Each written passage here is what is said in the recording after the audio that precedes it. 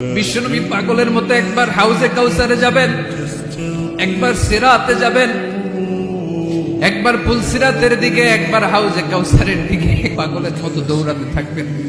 তার কোন গুনাহগার উম্মত যাতে জাহান্নামে ঢুকে না যায়, সেদিন কেউ সুপারিশ করতে পারবে না বিশ্বনবী ছাড়া।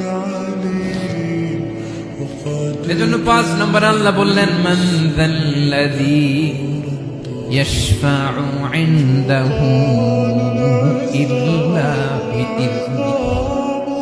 কার সাহস আছে, কার এত বড় বুকের পাটা কিয়ামতের কঠিন দিন আল্লাহর সামনে দাঁড়িয়ে সুপারিশ করবে?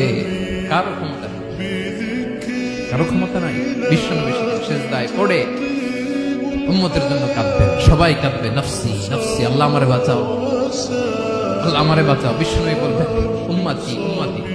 বিশ্বনবী আমার জন্য কাঁদবেন, আপনার জন্য কাঁদবেন, আমাদের জন্য সেদিন কেঁদে কেঁদে জাহান্নামের দরজায় দাঁড়িয়ে আমাদেরকে টেনে টেনে জান্নাতে